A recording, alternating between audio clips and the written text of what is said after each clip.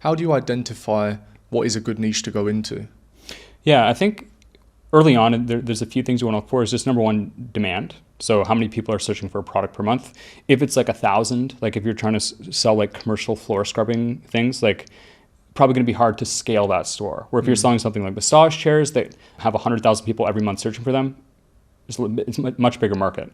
So I think number one is demand. Number two is price point. So like you said, with your store, you were selling $300 items. I personally don't think it's any harder to sell a $5,000 item compared to a $300 item if the demand's there. So if you can sell a $500 item and make 10 times as much profit for selling one of them, if you combine the high demand with the high price point, that's how I found my success anyway. I was selling $6,000 to $10,000 items with around 100,000 people per month searching for them. And I think those two things really make or break it. And then there's other secondary factors you may want to consider, like seasonality. Like my sales would drop in the summertime because I was selling saunas, which are obviously hot. People want to buy in the winter. It wasn't too bad. It wasn't like a 70% drop. It was more like 20 to 30%. So you probably don't want to sell something like snow plows, which are going to sell like crazy for 2 months and then go to zero the other months. Yeah. But those three things: price point, demand, and then seasonality. For sure. And then once you've identified that and you've picked a niche that you think, okay, I think this has legs, I think there's some opportunity in this niche, you mentioned about essentially building a website, but maybe not going too specific, like massagechairs.com, as opposed to something like home wellness or something like that, to then be able to, I guess, niche sideways. If massage chairs doesn't quite take off, maybe you can then spread into another area. So say you've picked a domain, you've picked a niche, you've built a website. The next step, as you mentioned, is just to reach out to the supplier. And it really is that simple, right? It's just maybe an email or a phone call of like, hey, I've built this store, I want to come into the industry. Would you recommend they also, if they're advertising in the US, set up an LLC first to look a bit more official? I would say, yeah. Like obviously the main difference between is like a sole proprietor, you're operating businesses yourself. So like, let's say if I have $50,000 in my bank account, and then I've never personally seen anyone in high-tech e-commerce ever face a legal action or get sued. But hypothetically, if I was operating as a sole proprietor and I got sued, my personal assets in my personal bank account, if I own a house, anything that I own personally is going to be at risk. Where if you have an LLC, in simplest form, an LLC is just its own separate legal entity that owns your business. So if someone sues your business, you don't get sued, your business gets sued. So then only assets in your business are at risk.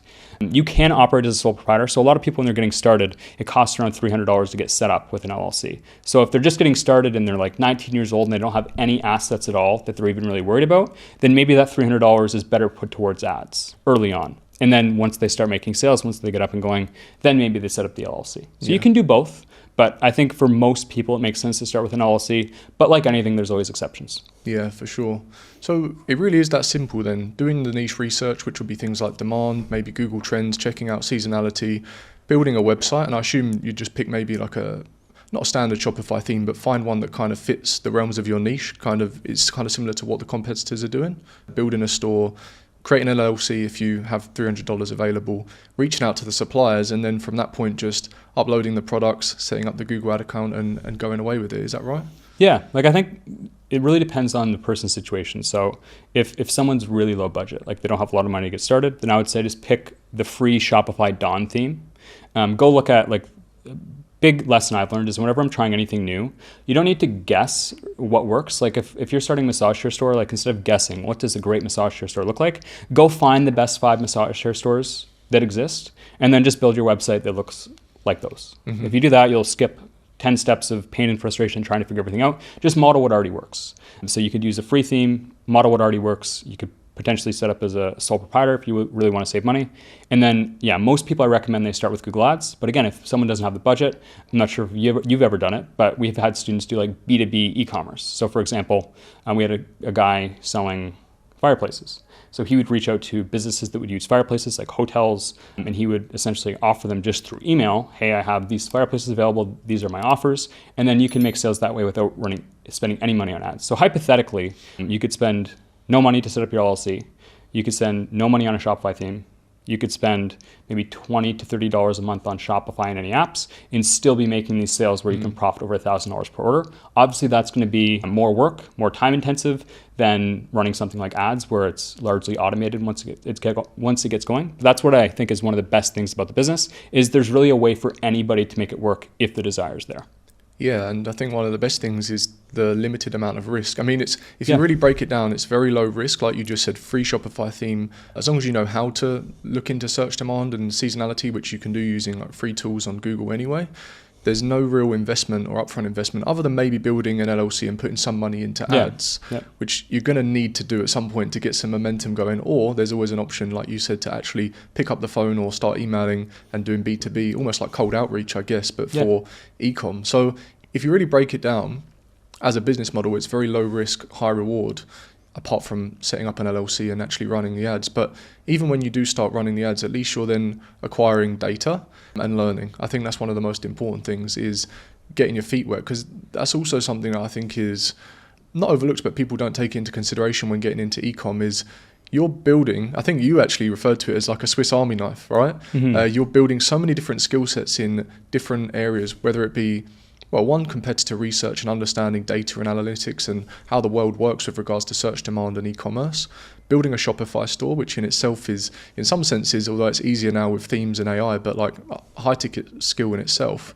From then setting up your ads and building a business that is ultimately fueled by your own means, which is paid advertising. So there are so many skills that people learn along the way. So not only is it low risk, high reward, but you're actually bettering yourself with regards to self-development as well. 100%. Yeah, I think that's one of the coolest things about the business model, is you learn so many skills. So just to give you some examples, like we've had people join the program, build their store very successfully, and then they've done what you've done. They've launched a Google Ads agency. They really took a love for the ads side of things, and then they launched an ads agency. But then the nice thing about that is once they launch the ads agency, because they've built their own successful store, they know about CRO. So then if they're running ads for a client and the ads aren't performing how the client wants, they have that insight to say, hey, potentially change this on your website. So you kind of have that holistic skill set. We've had other people come in, they've built a store, successful store, and then they've faced issues with certain things. Like one guy, he didn't like the review apps on Shopify. So then he built a review app. So it's kind of like, I think the best way to think of new business ideas